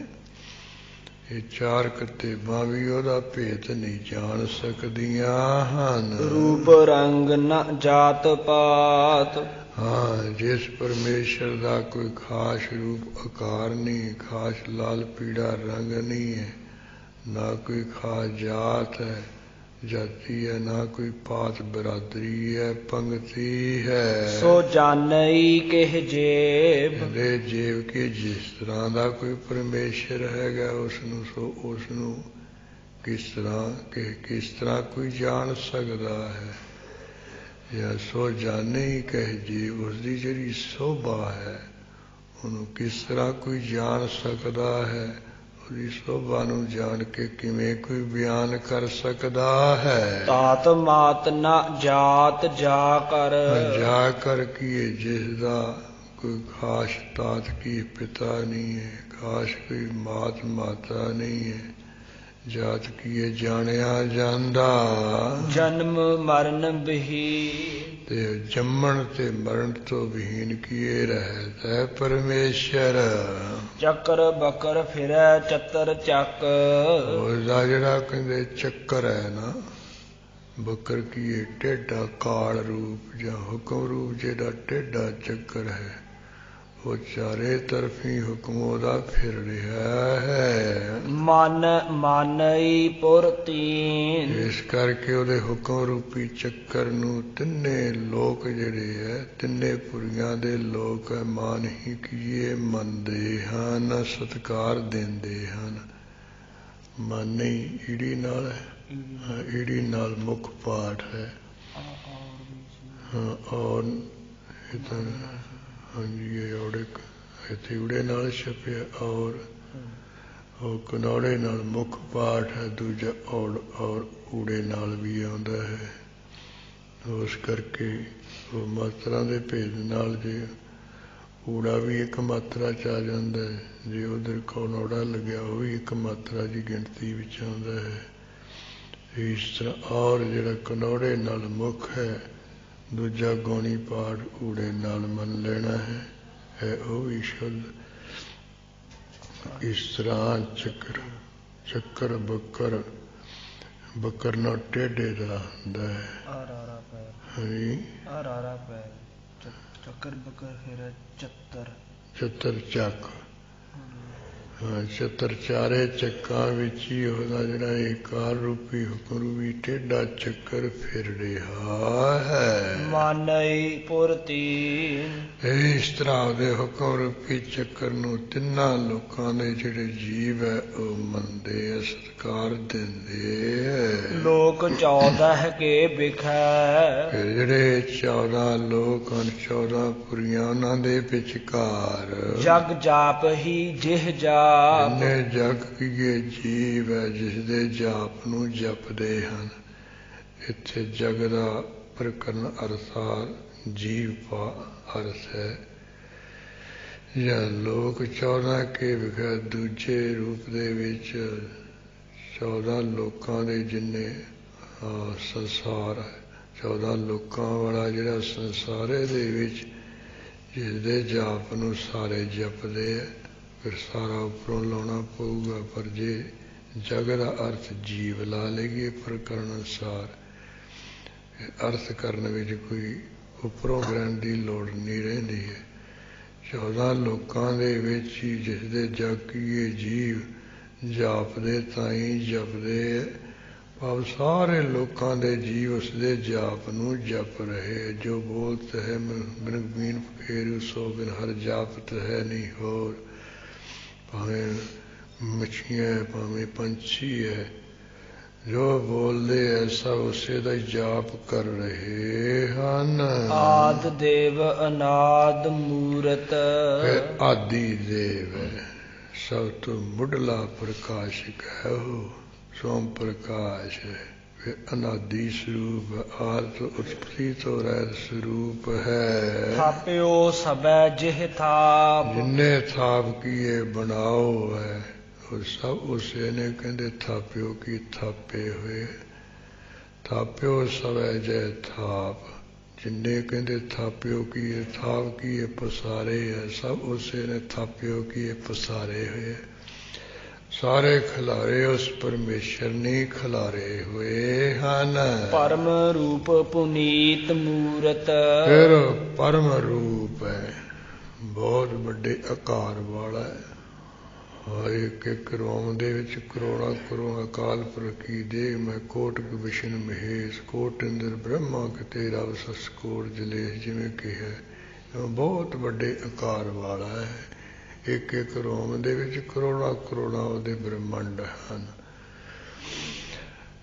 ਪਰਮ ਰੂਪ ਬਹੁਤ ਵੱਡੇ ਆਕਾਰ ਵਾਲਾ ਹੈ ਤੇ ਮੁਕਤ ਪੁਨੀਤ ਮੂਰਤ, ਪੁਨੀਤ ਮੂਰਤ ਪਵਿੱਤਰ ਸਰੂਪ ਵਾਲਾ ਹੈ, ਪਵਿੱਤਰ ਸ਼ਕਲ ਵਾਲਾ ਹੈ। ਪੂਰਨ ਪੁਰਖ ਅਪਾਰ, ਫਿਰ ਪਰਿਪੂਰਨ ਹੈ ਪੁਰਖ, ਸਾਰੇ ਪੁਰਖ ਪੂਰਨ ਹੈ ਵਿਆਪਿਆ ਹੋਇਆ ਤੇ ਅਪਾਰ ਪਾਰਾਵਾਰ ਤੋਂ ਰਹਿਤ ਪ੍ਰਕਿਰਤੀ ਤੋਂ ਵੀ ਪਾਰ ਹੈ। ਸਰਬ ਵਿਸ਼ਵ ਰਚਿਓ ਸੁਯੰ ਭਵ, ਸਾਰਾ ਜਿਹੜਾ ਵਿਸ਼ਵ ਕੀ ਇਹ ਸੰਸਾਰ ਹੈ ਉਸਨੇ ਕੋਈ ਸਵਮ ਭਵ ਕੀ ਆਪਣੇ ਆਪ ਤੋਂ ਹੀ ਇਹ ਰਚਿਆ ਹੈ ਵੀ ਕਿਸੇ ਤੋਂ ਕੋਈ ਸਹਾਰਾ ਲੈ ਕੇ ਸ਼ਕਤੀ ਲੈ ਕੇ ਤਾਕਤ ਲੈ ਕੇ ਨਹੀਂ ਸੰਸਾਰ ਰਚਿਆ ਹੈ। ਸਾਰਾ ਸੰਸਾਰ ਆਪਣੇ ਆਪ ਤੋਂ ਹੀ ਉਹਨੇ ਰਚਿਆ ਹੈ ਬਣਾਇਆ ਹੈ। ਆਪ ਸੋਮ ਪ੍ਰਕਾਸ਼ ਹੈ। ਗੜਨ ਭੰਜਨ ਹਾਰ, ਫਿਰ ਇਸ ਸੰਸਾਰ ਨੂੰ ਕਹਿੰਦੇ ਗੜਨ ਕੀ ਇਹ ਘੜਨ ਵਾਲਾ ਬਣਾਉਣ ਵਾਲਾ ਵੀ ਹੈ, ਇਹਨੂੰ ਭੰਨਣ ਤੋੜਨ ਵਾਲਾ ਨਾਸ਼ ਕਰਨ ਵਾਲਾ ਵੀ ਉਸ ਜਮ ਭਾਵ ਹੈ ਆਪ ਆਪਣੇ ਆਪ ਹੀ ਹੈ। ਰਚੀ ਹੋਈ ਇਹ ਨਾਲ ਊੜੇ ਨਾਲ ਸ਼ਬਦ, ਹਾਂਜੀ ਹਾਂ ਠੀਕ, ਇੱਥੇ ਮੇਰੇ ਕੋਲ ਊੜੇ ਨਾਲ ਹੀ ਹੈ ਰਚਿਓ, ਇਧਰ ਜਜੀਏ ਨਾਲ ਹਾਂਜੀ ਊੜੇ ਨਾਲ ਸ਼ੁੱਧ ਮੁਖ ਹੈ ਜੀ। ਕਾਲਹੀਨ ਕਲਾ ਸੰਯੁਗਤ, ਕਾਲਹੀਨ ਫਿਰ ਕਾਲ ਤੋਂ ਰਹਿਤ ਸਮੇਂ ਤੋਂ ਰਹਿਤ ਸਾਰੇ ਸਮਿਆਂ ਵਿੱਚ ਵਿਰਾਜਮਾਨ, ਹੀਨਤਾਈ ਤੋਂ ਤੇ ਕਾਲਖ ਤੋਂ ਰਹਿਤ ਸਾਰੀਆਂ ਕਲਾ ਸੰਯੁਕਤੀਆਂ ਦੇ ਸਹਿਤ ਹੈ ਉਹ ਪਰਮੇਸ਼ਰ। ਅਕਾਲ ਪੁਰਖ ਆਦੇਸ਼, ਕਾਲ ਤੋਂ ਰਹਿਤ ਪੁਰਖ ਹੈ ਆਦੇਸ਼, ਦੇਸ਼ ਤੋਂ ਥਾਂ ਤੋਂ ਰਹਿਤ ਹੈ। ਐਸਾ ਜਿਹੜਾ ਅਕਾਲ ਪੁਰਖ ਪਰਮੇਸ਼ਰ ਹੈ ਉਸਨੂੰ ਸਾਡੀ ਆਦੇਸ਼ ਕੀਏ ਨਮਸਕਾਰ ਹੈ। ਧਰਮ ਧਾਮ ਸੋ ਭਰਮ ਰਹਿਤ, ਹਾਂ ਧਰਮ ਦਾ ਧਾਮ ਕੀਏ ਘਰ ਹੈ, ਧਰਮ ਦਾ ਧਾਮ ਕੀਏ ਉਹ ਆਸਰਾ ਹੈ। ਸੋ ਕੀ ਉਹ ਜਿਹੜਾ ਪਰਮੇਸ਼ਰ ਭਲੀ ਪ੍ਰਕਾਰ ਭਰਮਾਂ ਭੁਲੇਖਿਆਂ ਤੋਂ ਰਹਿਤ ਹੈ। ਅਭੂਤ ਅਲਖ ਅਪੇਸ਼, ਅਭੂਤ ਕੀ ਤੱਤਾਂ ਤੋਂ ਰਹਿਤ ਹੈ। ਇਸੇ ਤਰ੍ਹਾਂ ਜੀਵ ਪੁਣੇ ਤੋਂ ਰਹਿਤ ਹੈ, ਅਲਖ ਲਖਣੇ ਤੋਂ ਰਹਿਤ ਹੈ। ਗੁਰੂ ਤੋਂ ਬਗੈਰ ਲਖਿਆ ਨਹੀਂ ਜਾਂਦਾ ਹੈ। ਭੇਸਾਂ ਤੋਂ ਲਿਵਾਸਾਂ ਤੋਂ ਰਹਿਤ ਹੈ। ਅੰਗ ਰਾਗ ਨਾ ਰੰਗ ਜਾ ਕਹੈ, ਇਸ ਪਰਮੇਸ਼ਰ ਦਾ ਕੋਈ ਜਿਵੇਂ ਸਰੀਰ ਦੇ ਅੰਗ ਪ੍ਰਤੰਗ ਹੁੰਦੇ ਹੈ, ਇਹਦਾ ਕੋਈ ਖਾਸ ਸਰੀਰ ਦਾ ਅੰਗ ਪ੍ਰਤੰਗ ਨਹੀਂ ਹੈ। ਇਸ ਤਰ੍ਹਾਂ ਜਾ ਕੇ ਜਿਸਦੇ ਤਾਈਂ ਕੋਈ ਖਾਸ ਰਾਗ ਮੋਹ ਨਹੀਂ, ਰਾਗ ਦਵੈਸ਼ ਨਹੀਂ, ਨਾ ਹੀ ਜਿਸਦਾ ਕੋਈ ਖਾਸ ਰੰਗ ਹੈ। ਜਾਤ ਪਾਤ ਨਾ ਨਾਮ, ਨਾ ਹੀ ਜਿਸ ਪਰਮੇਸ਼ਰ ਦੀ ਕੋਈ ਖਾਸ ਜਾਤੀ ਹੈ, ਨਾ ਕੋਈ ਪਾਤ ਬਰਾਦਰੀ ਹੈ ਜਾਂ ਪੰਗਤੀ ਹੈ, ना ही ਉਹਦਾ कोई खास नाम है, सारे नाम उसे दे हन सत्कार जोग। गर्भ गंजन दुष्ट भंजन।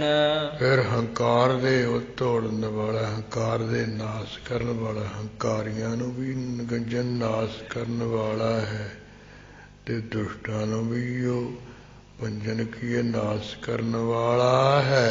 मुक्तदायक काम। हाँ, जिहड़ा मुक्ति देना कहंदे ਉਹਦਾ एक खास काम है।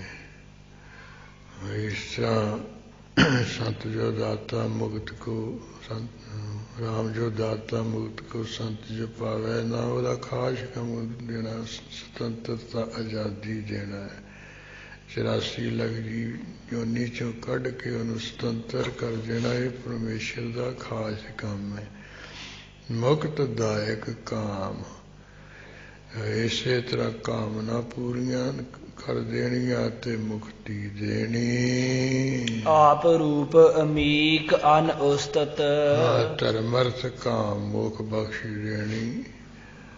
आप रूप अपना आप रूप है, अमीक मिनती तो रहत, संख्या तो रहत, अनउस्तत उस्तति तो रहत। अपनी बड़ियाई वो परमेश्वर आप नहीं करता है।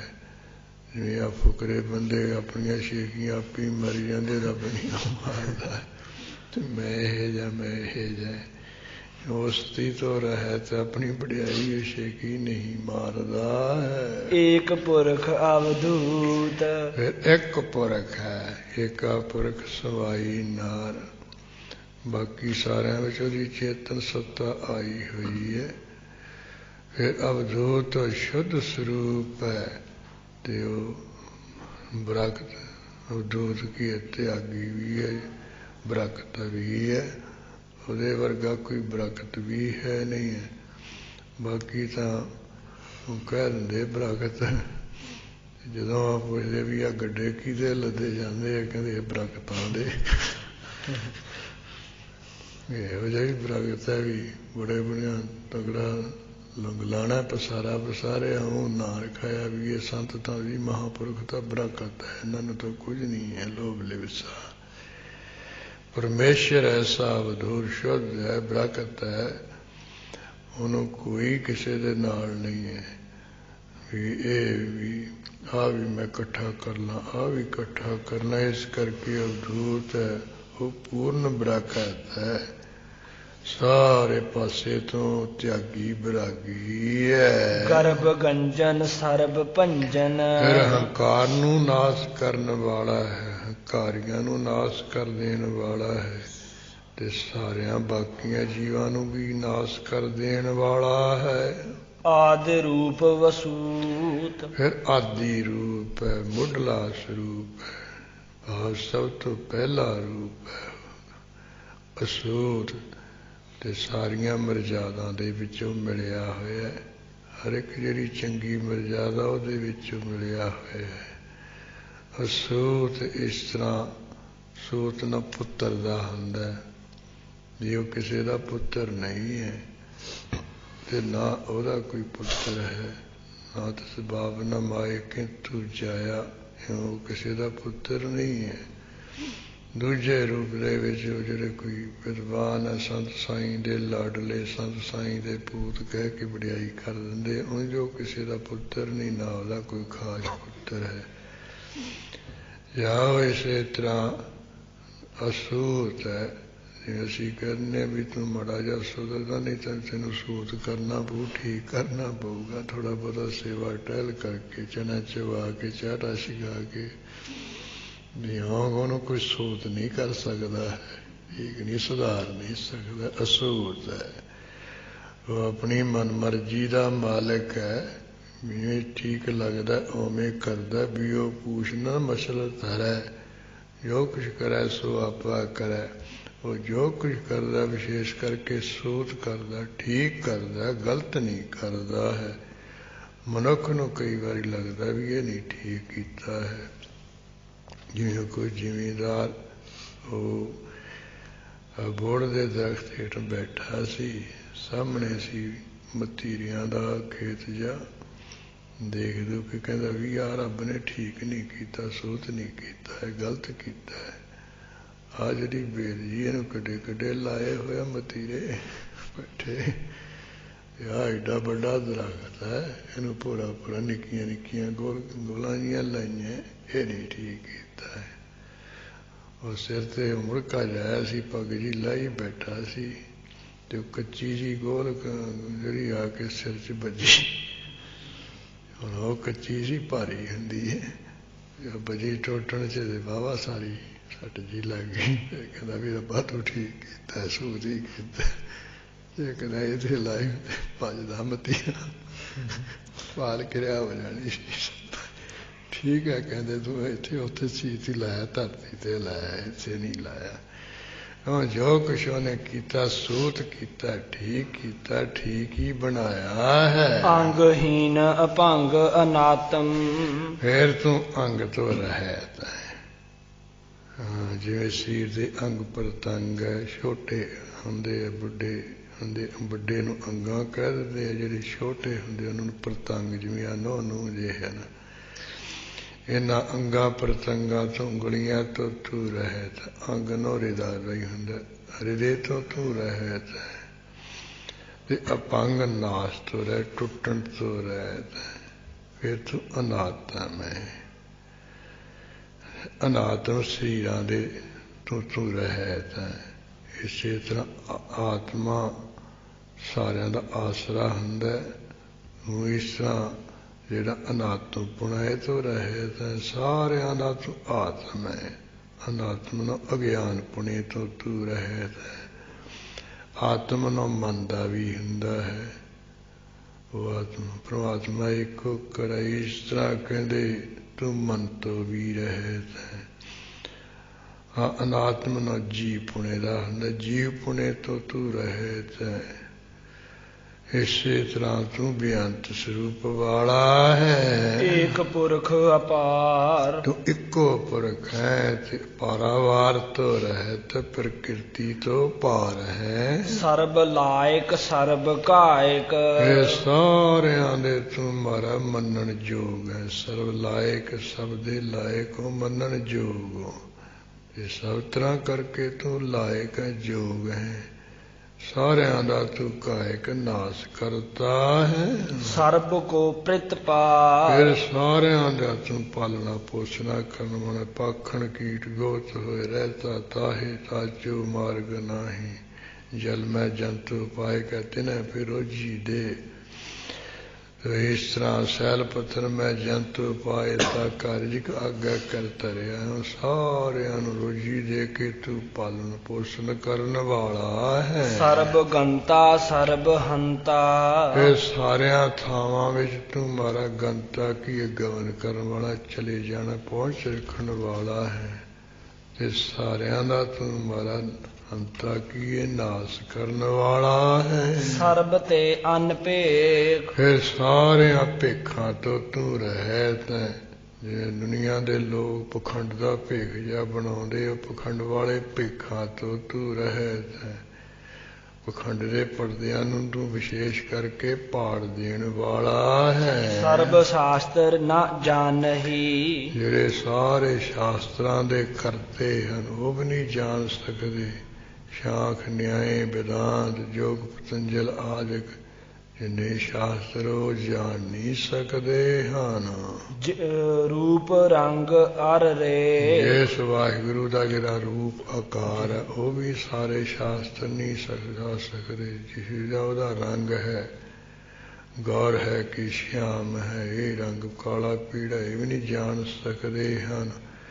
ਹੋਰ ਜਿਹੜਾ ਕੋਈ ਰੇਖ ਹੈ, ਉਹ ਰੇਖਾ ਹੈ, ਮੱਛ ਕੱਛ ਆਦਿਕ ਦੀ, ਜਾਂ ਜਿਹੜੀ ਕੋਈ ਲਕੀਰ ਹੈ ਉਹ ਹੱਥ ਆਦਿਕ ਉੱਪਰ, ਉਹ ਵੀ ਉਹ ਕਿਹੋ ਜਿਹੀ ਉਹਦੇ ਹੱਥਾਂ ਦੇ, ਇਹ ਵੀ ਕੋਈ ਜਾਣ ਨਹੀਂ ਸਕਦਾ ਹੈ। ਜਿਹ ਰੂਪ ਜਿਹ ਰੂਪ ਰੰਗ ਅਰ ਰੇ, ਸਰਵ ਸ਼ਾਸਤਰ ਨਾ ਜਾਣੀ। ਸਾਰੇ ਸ਼ਾਸਤਰਾਂ ਦੇ ਕਰਤੇ ਨਹੀਂ ਜਾਣ ਸਕਦੇ। ਜਿਸ ਦਾ ਰੂਪ ਰੰਗ ਤੇਰੇ ਕਰਤ ਨਹੀਂ ਹੋਇਆ, ਜਿਸ ਦਾ ਅਰਥ ਜਿਸ ਦਾ ਨਹੀਂ ਕੀਤਾ। परम वेद पुराण जा कहे। वेद परम वेद पुराण जा कहे।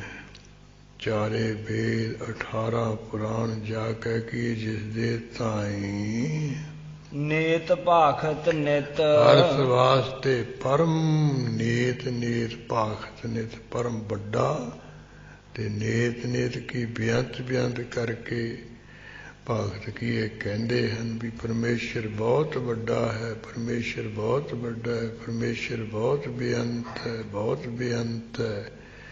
और चारे वेद भी 18 पुराण भी उसनों बहुत बड़ा ते बेअंत बेअंत करके भगत की आखदे हन। कोट सिमरत पुराण शास्त्र। करोड़ा जड़ियां सिमरतियां ते करोड़ा पुराण ते करोड़ा शास्त्र। गुरु कलगीधर जी तो 27 सिमरतियां लिखियां ते 18 पुराण 18 उपपुराण दूजे रूप विच जिहड़े 27 सिमरतियां नूं पढ़न वाले 18 पुराणा पढ़न वाले जिहड़े करोड़ा लिखी मुनि जीव है या करोड़ा शास्त्रां नूं पढ़न वाले रिखी मुनि है या जीव है श्रोते वर्गे सुनन वाले हन। ना आव ही वह चित। कहते वो फिर भी किसी दे चित्त विच नहीं आ सकता है, चिंतन विच नहीं आ सकता। उन्होंने पूरा पूरा कोई इस तरह ये पढ़ सुन के बयान नहीं कर सकता भी परमेश्वर ऐसा है। तो अचिंत है, वो चिंतन तो रहता है। करोड़ा सिमरतियां करोड़ा प्राण करोड़ा शास्त्र जिसके जस नूं कथन करते हैं पर फिर भी वो चिंतन विच नहीं आ सकता है। वो अचिंत है। ऐसा वाहिगुरू चिंतन तो रहत कथन तो रहे। इत्थे जिहड़ा रुआल छंदी पानी समाप्त हो गई। हाँ आव ही वो चित कईयां ਸਰੂਪਾਂ ਦੇ ਵਿੱਚ ਭਾਗਾਂ ਵਿੱਚ ਆਵੇ ਹੀ ਈੜੀ ਨਾਲ ਹੈ, ਇੱਥੇ ਹਾਹੇ ਨਾਲ ਹੈ ਨਾ। ਈੜੀ ਨਾਲ ਹੀ ਸ਼ਬਦ ਹਾੜੇ ਨਾਲ ਹਾਹੇ ਨਾਲ ਕੀਤਾ ਇੱਥੇ ਮੇਰੇ ਤੇ ਆਵੇ ਸਿੱਧਾ ਹਾਹੇ ਨਾਲ ਹੈਗਾ ਹੀ ਹੈ। ਸ਼ੁੱਧ ਹਾਹੇ ਨਾਲ ਹੈ ਮੁੱਖ ਕਈਆਂ ਭਾਗਾਂ ਵਿੱਚ ਆਵੇ ਹੀ ਈੜੀ ਨਾਲ ਆਉਂਦਾ ਹੈ। ਇਹ ਗਾਉਣੀ ਪਾਠ ਹੈ ਮੁੱਖ ਪਾਠ ਜਿਹੜਾ संप्रदा का आप ही हाहे नाल ही शुद्ध मनिया जाता है। लो ये छंद भी पूरा हो गया तो समा भी पूरा हो गया। अगली मधभार छंद विच जो गुरु कलगीधर जी ने अपने मुखारबिंद तो बाणी उच्चारण की है उहदी विचार आपां प्रारंभ करांगे। हुण इत्थे समाप्ति है जी। परम वेद पुराण जा कहे नेत भाखत नित। कोट सिमरत पुराण शास्त्र ना आवही वह चित। वाहिगुरु जी का खालसा वाहिगुरु जी की फतेह। हे आचित हे पार ब्रह्म अविनाशी अगनाश। हे पूरन हे सर्वमय दुख भंजन गुणतास।